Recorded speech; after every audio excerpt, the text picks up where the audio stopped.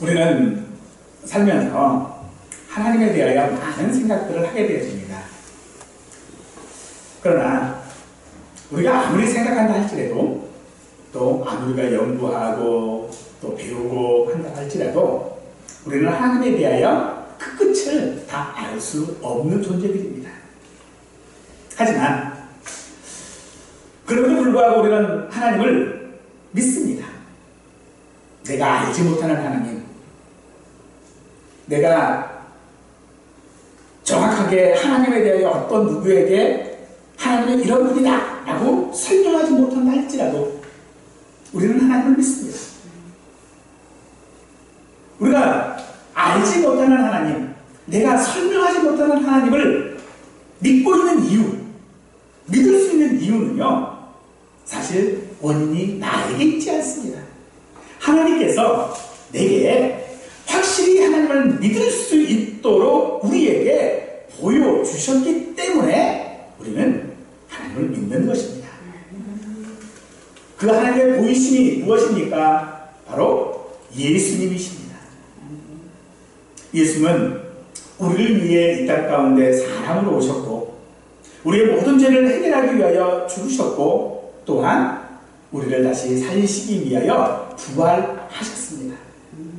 하지만 이런 예수님의 부활은 여전히 세상 사람들에게는 의심스러운 눈길을 피하지 못하는 사건입니다. 많은 사람들에게 예수 믿는 것에 대하여 걸림돌이 되어지는 것이 바로 예수님의 부활이라고도 할 수 있을 것입니다. 예수님이 죽은 자 가운데서 어떻게 육체적으로 살아나셨다라는 것을 믿을 수 있을까? 설령 예수님의 무덤이 비어 있었다라고 하는 것을 우리가 인정한다 할지라도 예수님이 잠시 기절하신 후에 의식을 회복하셨을 수도 있고 혹은 예수님의 시체를 도둑 맞았을 수도 있는 것 아니냐 하는 말이 어쩌면 예수님이 부활하셨다라고 하는 말보다 더 믿기 쉬운 것이 세상입니다. 사람들은 참 믿음이라고 하는 것, 믿는다라고 하는 것에 대하여 어느 것에는 굉장히 까다로워요. 근데 어느 것에는요 너무 쉬워요. 왜 그럴까요? 어떤 것을 믿는 것에 있어서는 너무너무 까다로워. 증거를 대라. 그게 왜 그러냐 설명해봐라. 근데 어떤 것은요 너무 쉬워. 많이 다른 사람이 봐도 야 저거 거짓말인데 사기인데 라는 걸 뻔하게 보이는데도 불구하고요 그 사람은 철떡같이 그걸 믿어요.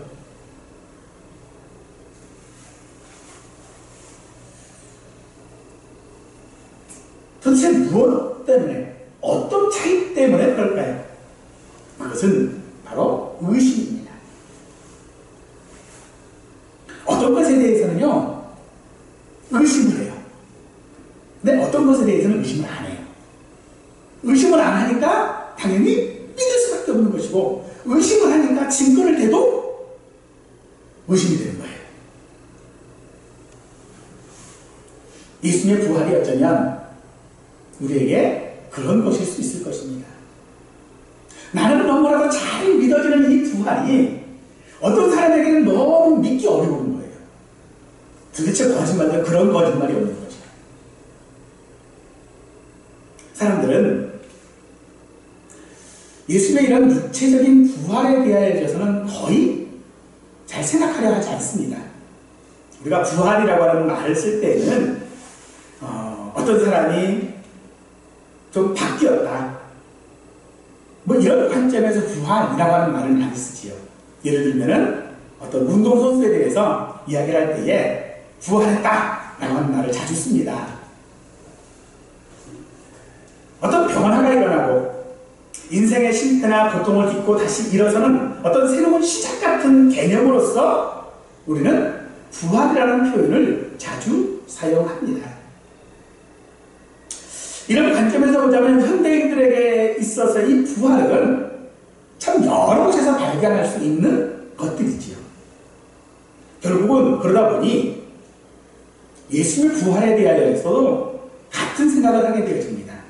예수님의 부활 역시도 어떤 사실, 육체적인 부활이 아니라 그 부활이라고 하는 것의 개념적인 것들을 가지고서 이야기하는 것들. 그래서 부활의 의미를 자꾸 이야기를 해요.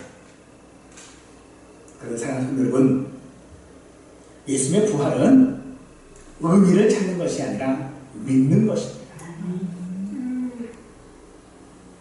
부활이 가지고 있는 의미가 무엇이냐?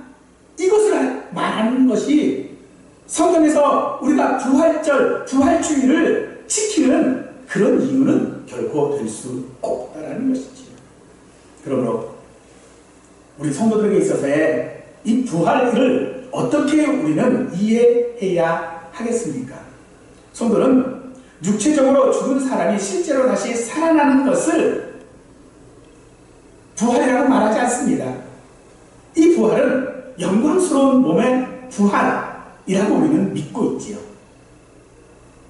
그래서 사람들이 이 부활에 대하여 내가 부활하면 어떤 모습으로 부활할까라고 생각을 해요. 역자는 그러죠. 가장 살았을 때 가장 아름다웠던 모습. 이런 모습으로 부활한다. 또 뭐 어떤 사람은 마지막 모습으로 그냥 부활할 거다. 또 어떤 사람은 아기 모습으로 부활할 거다. 하지만 사랑하는 성도들은 우리가 이 부활을 생각할 때에 그런 것, 즉 육체의 어떤 부활만을 우리가 부활이라고 말하고 있지 않습니다. 우리가 말하는 이 부활에는요, 사실을 믿는 것들을 포함하여 그것이 가지고 있는 의미와 그것으로 인하여 우리가 어떤 혜택을 받는지까지를 다 생각하는 것. 이것을 우리는 부활이라고 이야기를 하고 있고 그것을 복음이라고도 말하고 있습니다.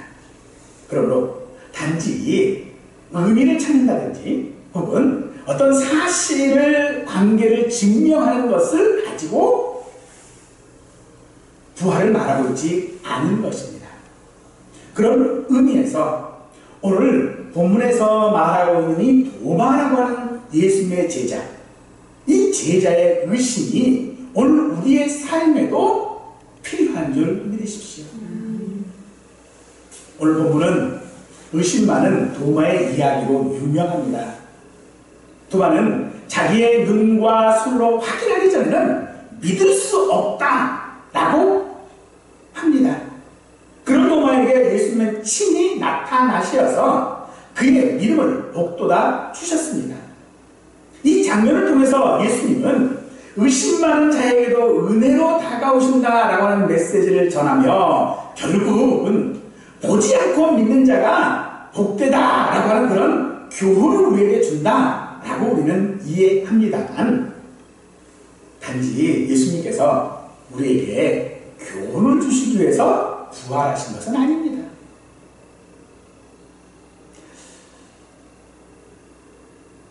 예수님은 십자가에 죽으신 후에 부활하셔서 제자들에게 나타나셨습니다. 이 제자들에게 나타나셨을 때에 그 자리에 이 도마는 없었어요. 그래서 예수님을 만났던, 예수님을 보았던 다른 제자들이 도마에게 그 이야기를 하자 도마는 말합니다. 그건 믿을 수 없어.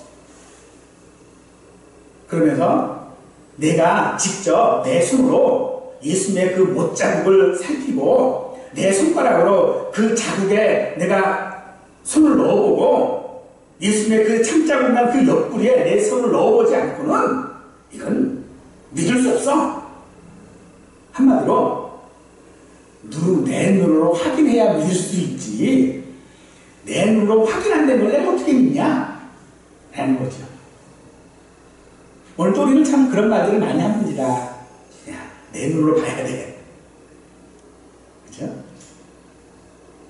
어쩌면 너무나도 당연한 이야기예요.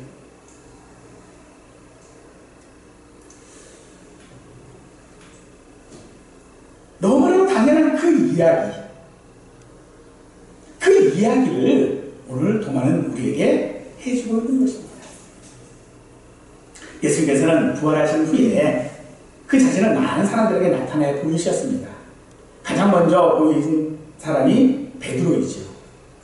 그 다음은 12제자, 그리고 500여 형제, 그리고 예수님의 육적인 동생이라고 보여지는 야고보. 야고보 사도와는 다릅니다. 야고보 사도가 아니고 우리가 성경에 있는 야고보서를 지은 야고보. 예수님의 동생인 야고보. 그 야고보에게 보이시고 모든 사도들을 그리고 허다한 무리에게 보이셨다라고 말하고 있고요. 끝으로 바울 사도는요, 만삭되지 못하여 난 자 같은 자기 자신에게도 예수님이 보이셨다라고 말합니다. 마지막에 본 사람이 누구예요? 사도 바울이에요. 근데 이 사도 바울이 마지막에 예수님을 보았는데 어떤 모습으로 보았다고요?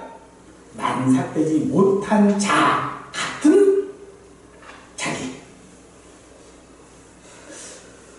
이 말은 그가 교회를 핍박했던 경험 때문에 사용한 표현일 것입니다만, 이 말을 그냥 고지고대로 말하는 거예요. 자기는 정상이 아니라는 거예요.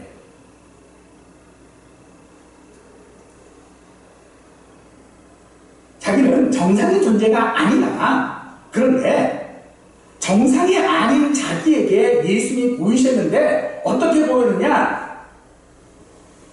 그 전에 500의 형제들에게, 예수님의 동생인 야고보에게, 베드로에게, 그리고 모든 사도들에게 보였던 그 예수님과 아무 차별이 없는, 아무것도 다르지 않는 그 예수님이 자기에게 보이셨다라는 말을 하고 있는 것입니다.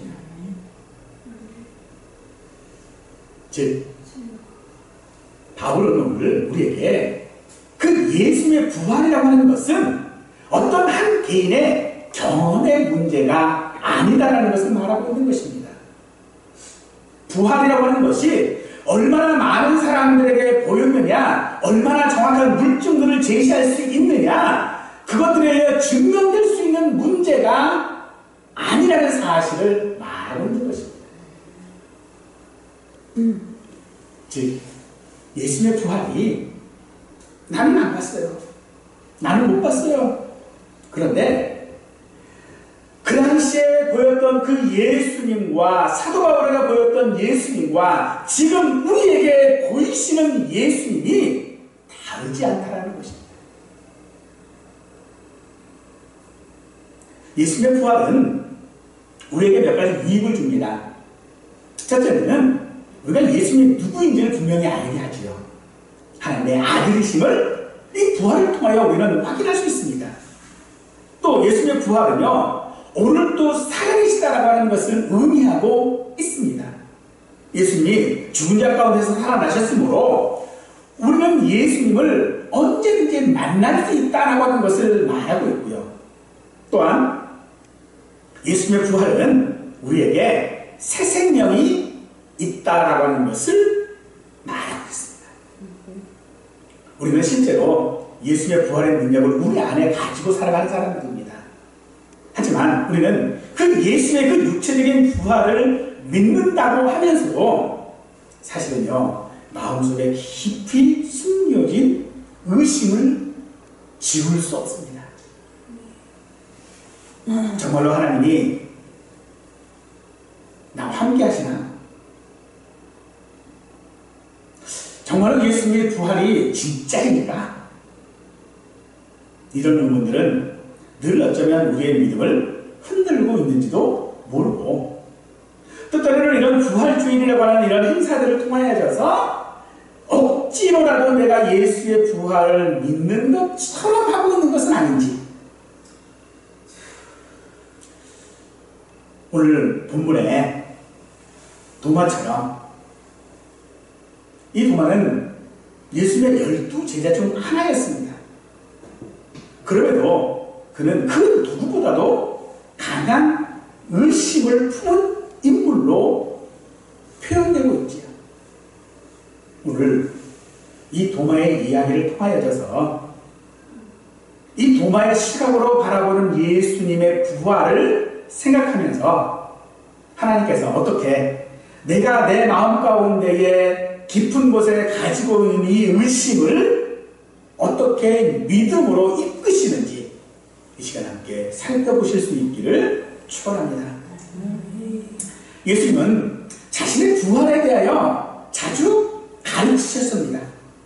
사흘 만에 부활하겠다라고도 하셨고 그 시간까지 못 박아줬지만 제자들 중에 예수의 이 말씀을 조금도 마음에 담아두고 있는 제자가 없었습니다. 예수님이 부활했다고 하는 그런 말을 들었을 때에 또 틀림없는 그런 증언들을 그들이 찍을 때에 그들은 그 말을 믿을 만한 믿음이 그들에게는 없었습니다. 우리가 부활을 믿어야 할 근거가 어디에 있습니까? 예수님의 직접 그 부활하시겠다고 하는 말을 들은 제자들조차도 믿을 만한 믿음이 없었다면 예수님의 부활을 보지 못한 우리들은 도대체 무엇을 근거로 예수님이 부활하셨다는 것을 믿을 수 있습니까? 예수님이 부활하셨다라고 하는 것은 어떤 변화가 있었다, 뭐 이런 말들, 또 사실이다, 어떤 의미가 있다, 이것이 아니라 우리는 가장 먼저 확인해야 되는 것이 있는데 그것은 예수님의 부활입니다. 예수님의 부활은 2000년 전에 있었던 일이기 때문에 우리로서는요 기록으로만 알 수 있어요. 그 기록이 무엇입니까? 성경이지요. 바로 그 성경이 예수님의 부활을 말하고 있음을 우리는 믿어야 합니다. 고린도전서 15장에서 바울 사도는 우리에게 성경대로 그리스도께서 우리의 죄를 위하여 죽으시고 장사 지낸 바 되셨다가 성경대로 사흘 만에 다시 살아나셨다라고 말하고 있습니다. 사도 바울은 예수님께서 부활하셨다라고 하는 것을 전하면서 자신이 본 것에 근거하여 말하고 있지 않습니다. 철학적인 논리나 과학적인 증거로 말하고 있지 않습니다. 자연적인 현상이나 혹은 기적이라고도 말하고 있지 않습니다. 사도 바울은 예수님의 부활은 성경대로 된 것이라고 말하고 있습니다. 사랑하는 성도 여러분, 예수님의 부활은 성경대로 이루어진 줄 믿으시기 바랍니다. 우리는 예수님의 부활이 어찌됐든 잘 믿어지지 않다 보니 자꾸 뭐를 해요? 증거를 찾으려고 해요. 근데 그 증거 중에 하나가 뭐냐면요, 달걀이에요. 우리 부활주일에 왜 달걀을 나눠 먹는지 아십니까? 이 풍습은요 사실 유럽의 게르만 민족이 시작된 거예요.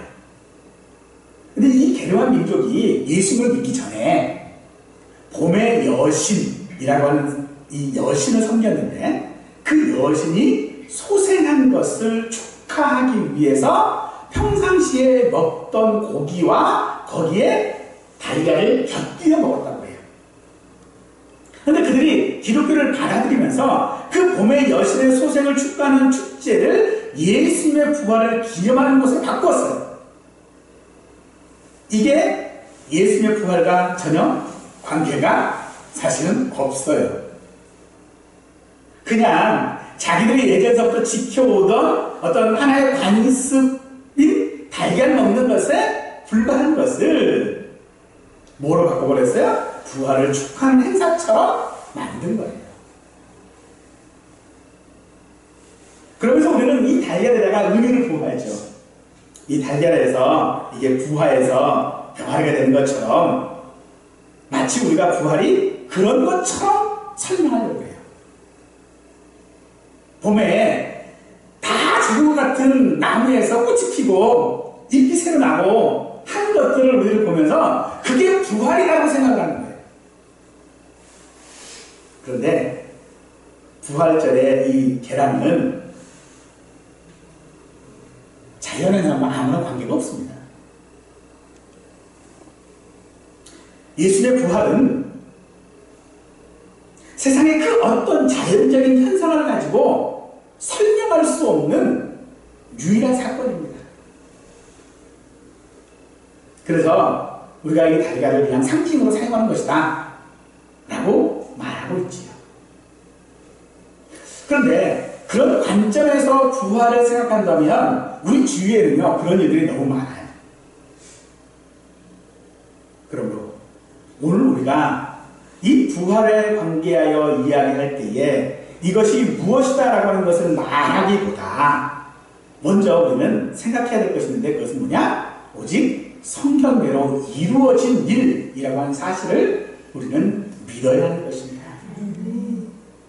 하지만 성경은 우리에게 성경대로 되었으니까 무조건 믿어라 라고는 하시지 않습니다. 오늘 주님께서 도마에게 어떻게 말씀하십니까? 내가 내 손으로 만져봐야 내가 믿겠다라고 그러니까 예수님께서 어떻게 하셨어요? 만져봐라. 그리고 예수님께서 보이셨거든요.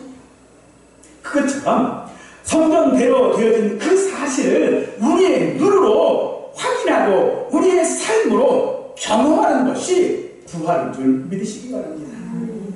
그럼에도 우리는 늘 의심합니다. 부활하신 예수님은 제자들에게 보이셨습니다.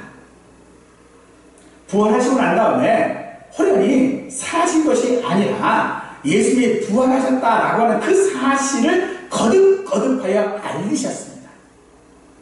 숨기시지 아니하셨습니다. 그리고 그 부활이 확인되어 수 있는 것인 것을 말씀하십니다. 우리는 여전히 도마처럼 우리의 눈으로 보고 우리의 손으로 만져보지 못한 사실로 인하여져서 부활을 의심하고 있으나 그래서 우리는 어찌 보면 이 부활이라고 하는 것을 강요하고 있는지도 모릅니다. 믿어야 한다라고 강요하고 있을지도 모릅니다. 하지만 그런 것을 우리는 믿음이라고 말하고 있지 않습니다. 믿음은 강요되어져서 믿을 수 있지 않습니다. 예전에 갈릴레오라고 하는 사람이 그렇다고 그러죠. 지구가 둥글다라고 하는 것에 대하여져서 많은 사람들이 아니다. 너 그렇게 주장하면 넌 이단이야 라고 이야기를 하니까 법정에서 그랬다고 그러죠. 네가 여기서 부인하면 너 풀어줄게. 그러니까 아 그래요? 아 두고 안 두는다고. 그러고서는 감옥에서 그 법정에서 나오면서 그랬다고 해요. 그래도 지금은 돈다. 강요한다고 해서 뭐가 되는 것이 아닙니다.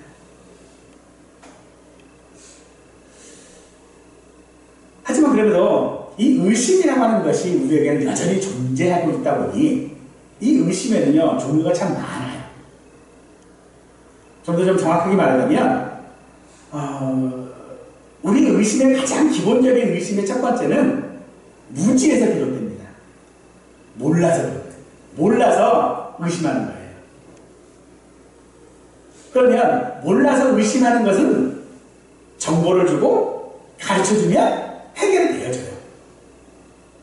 뜻대로 이 우리에게 있어서의 의심은요, 여러분 피로감에서 시작된다는 거 아십니까?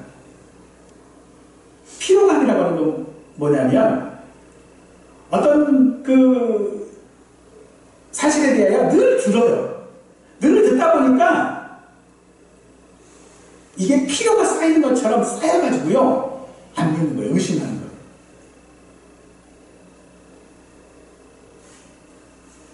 우리가 어떤 이야기를 들을 때에 반대급부라고도 이야기를 하지요. 그런 걸로 인한 의심도 있어요. 또 때로는요, 어떤 철학적인 거나 어떤 체계적인 어떤 그런 선택들이 아니라 그냥 무감각적으로 선택으로 인한 생겨지는 의심도 있어요. 내가 같은 선택을 여러 번 반복을 하는 거예요. 근데 그 결정들이 늘 그런 결정들이 하나하나씩 쌓이다 보여서 이게 의심이 되어져 버리는 거죠. 어쨌든 이 의심이라고 하는 것에 대해 우리가 생각할 때에 그것 자체가 사실은 죄는 아닙니다. 의심한다고 해서 그것이 죄가 되어지는 것은 아니라는 거예요. 그러므로 이 의심을 어떻게 다루느냐, 이게 우리에게 문제인 것입니다.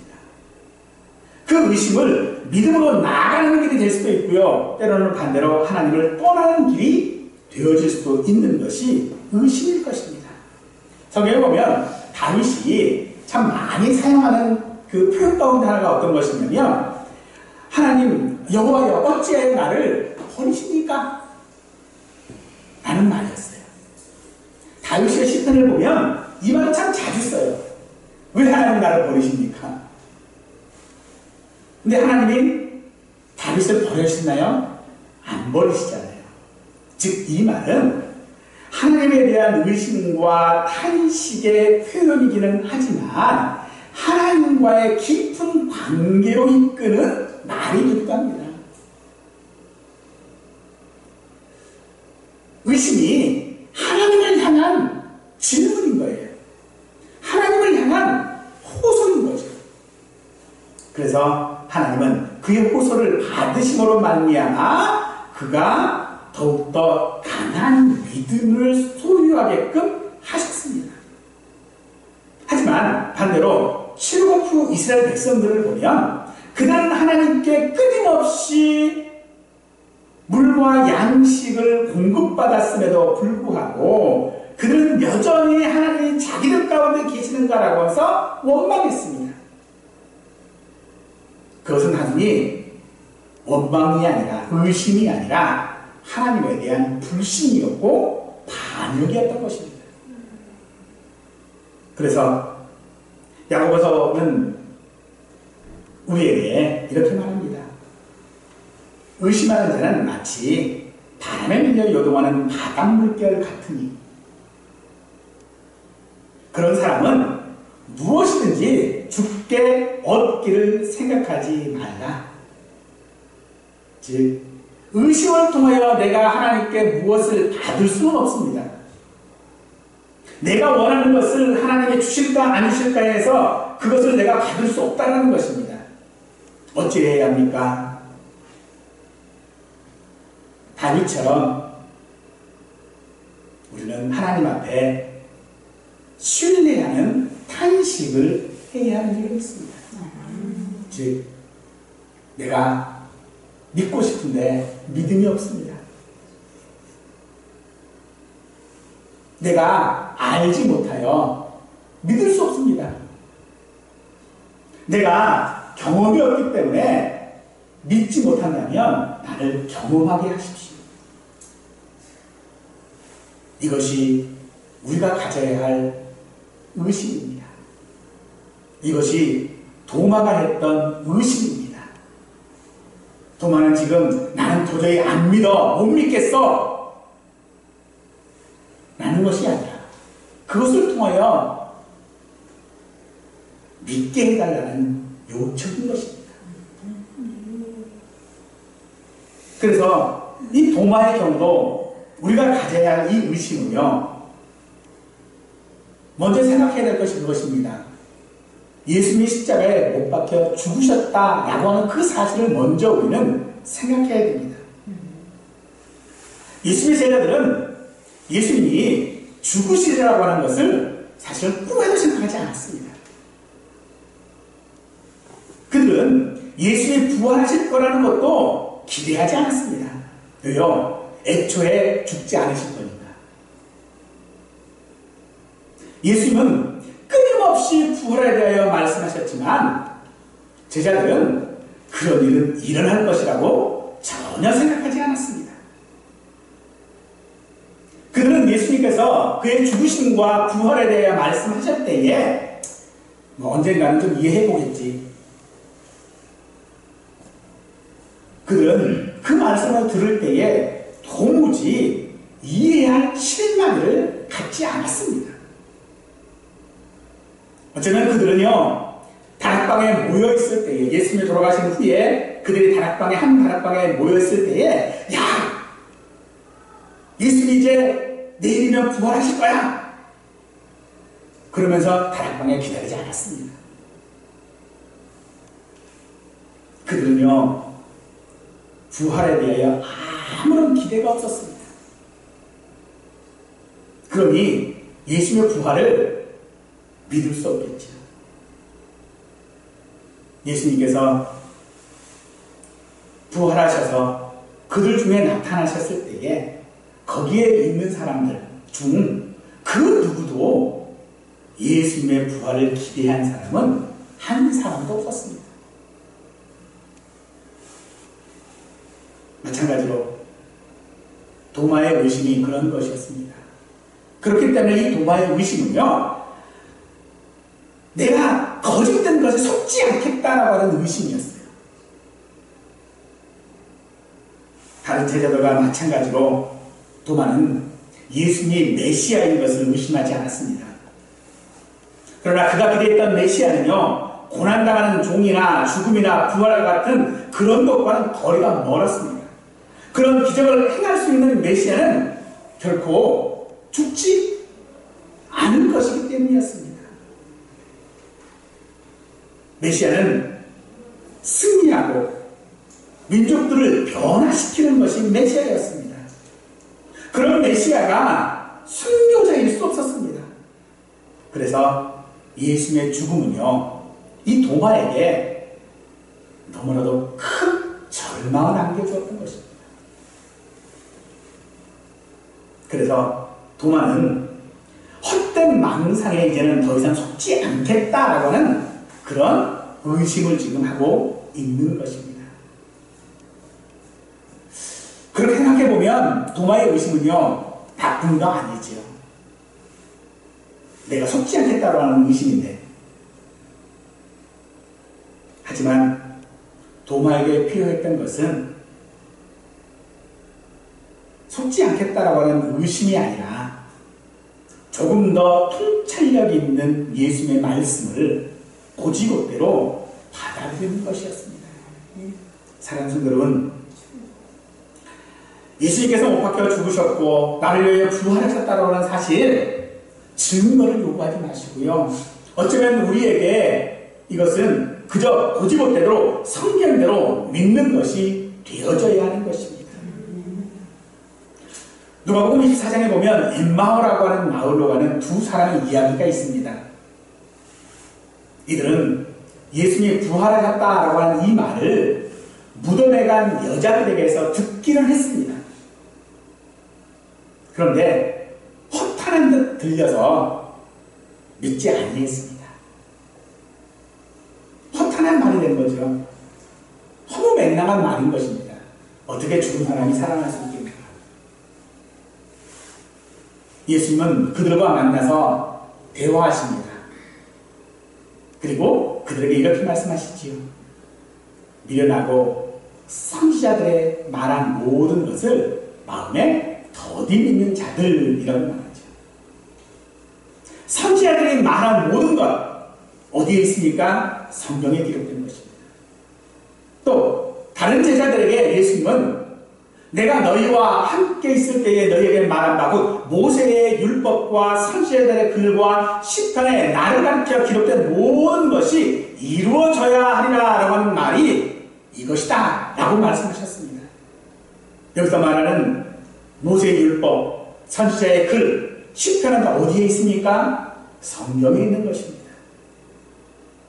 그러므로 예수님의 이 성경에 기록된 예수님의 부활은 예수님의 이 부활이 우연히 일어난 일들이 아니라 성경에 이미 약속된 일이기 때문에 성경대로 은혜로 이루어진 일이라고 말하고 있는 것입니다.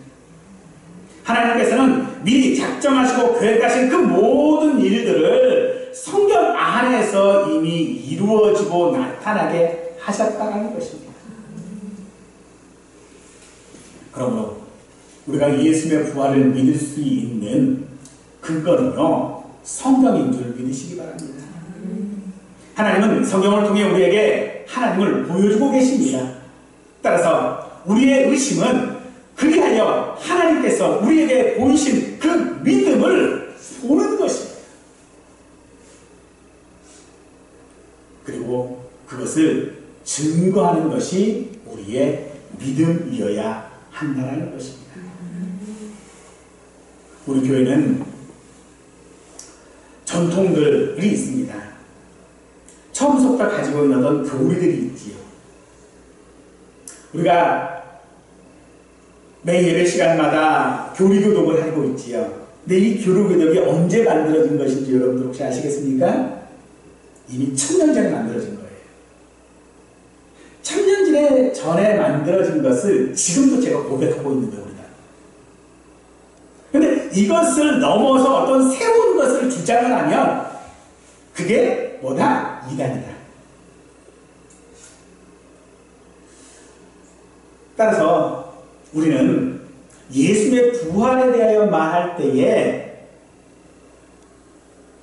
이걸 넘어서 말할 수 없는 겁니다. 현대 과학으로 예수님이 부활하셨다는 것을 증명하려고 하는 것은요, 다 이단의 짓이에요. 이단으로 갈 수밖에 없어요. 또 때로 야, 예수의 부활을 못 믿겠어, 그러면 나를 믿어, 내가 이 부활한 예수야 라고 말하는 사람들 다 뭐예요? 이단이에요.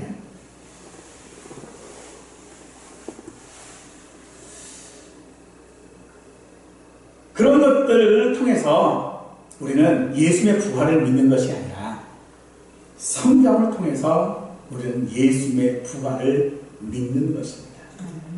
성경에서 말하고 있는 것이 바로 예수의 부활인데, 그것을 내가 어떤 그런 비슷한 경험들을 했기 때문에 믿어지는 것이 아닙니다. 그 믿음은 오직 예수님께서 우리에게 우리의 마음 가운데에 내 손을 내밀어서 내 못자국에 넣어보고 내 옆구리에 내 손을 넣어봐서 믿어라. 이 말씀이 어떤 것입니까? 정말로 예수님께서 내 현장 가운데 나타나셔서 그렇게 해주시겠다 라고 하는 것이 아니라 성경을 믿으라는 말씀이라는 것입니다. 그것이 지금까지 우리에게 내려오고 있는 것입니다. 그 내려오고 있음은 그 예전에 제자들에게 또 500의 형제들에게 또 바울에게 보이셨던 그 모든 것, 만삭되어 나지 못한 자 같은, 사실 우리가 그런 자들 아닙니까? 정상이 아닌 자들 아닙니까? 예수를 믿기에는 너무나도 우리의 지식도 부족하고요, 경험도 부족하고요, 또 우리의 모든 것들이 다 정상이 아니에요. 그런데 그런 나에게도 성경을 주셔서 믿게 하신 줄 믿으십시오. 우리가 그렇게 주님 앞에 성경을 펼쳐놓고 성경이 이렇게 말하고 있는데 내게 믿을 수 없습니다라고 한다면 주님은 그런 우리의 닫힌 마음을 열어서 믿게 하시는 줄 믿으십시오. 그러므로 우리의 의심을 예수님 앞에 숨기지 말고 가지고 나와야 합니다. 어떤 믿음의 증거들을 찾는 것이 아니라 그 증거들을 위해 은혜로 예수님께서 우리에게 보여주시는 줄을 믿으시기 바랍니다. 그러므로 예수님은 우리 마음 가운데 오셔서 하시는 말씀이 이르시되 너희에게 평강이 있을지어다. 평강이 무엇입니까? 이스라엘 인사는 말로 샬롬이라고 하는 말입니다. 안녕이라고 하는 말입니다. 이 말이 의미하는 바가 무엇입니까? 주님께서는 오늘 우리들에게 말씀하십니다. 너희에게 평강이 있을지어다. 예수 그리스도의 부활을 믿음으로 말미암아 그 부활이 우리에게 평강이 그리고 도마에게 하신 말씀처럼 내 손가락을 이리 내밀어 내 손을 보고 내 손을 내밀어 내 옆구리에 넣어보라 하시면서 그리하여 믿음 없는 자가 되지 말고 믿는 자가 되라 라고 하십니다. 성경을 읽어보고 성경을 읽고 그리하여 믿는 자가 되라. 혹여 말하면 내가 주님의 부활이 의심된다면, 하나님께서 정말 내 아버지이신가라고 하는 것이 내가 의심되어진다면 그렇게 하는 겁니다. 그렇게 의심에 보라는 것입니다. 그러나 의심에 보아서 못 믿을 것이 아니라 그리하여 믿는 자가 되라고 말씀하십니다. 우리가 사용하는 부활의 증거들이 그것이 달걀이라 할지라도, 그것이 뭐 어떤 것이라 할지라도 그것을 통하여 우리가 얻을 수 있는 것 무엇입니까? 그리하여 믿는 자가 되라는 것입니다.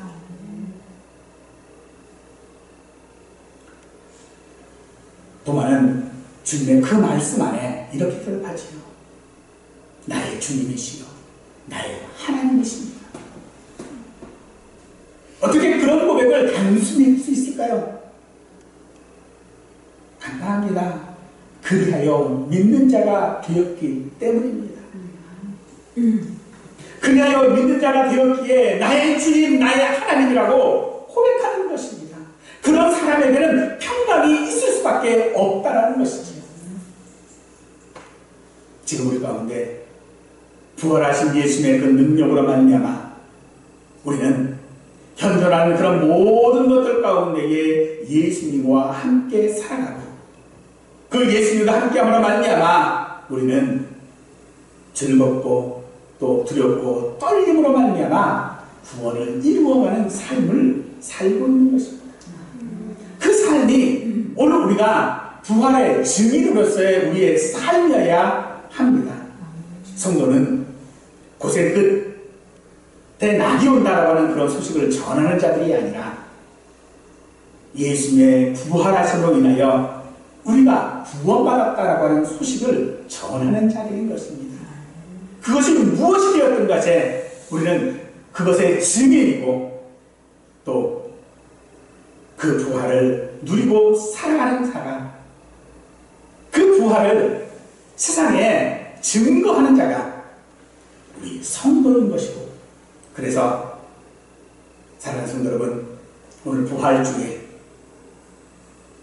성경대로 믿음으로 말미암아 믿음 있는 자가 되어져서 부활을 증거하는 부활의 증인으로 살아가는 복이 저희 모두에게 있기를 간절히 축원하겠습니다.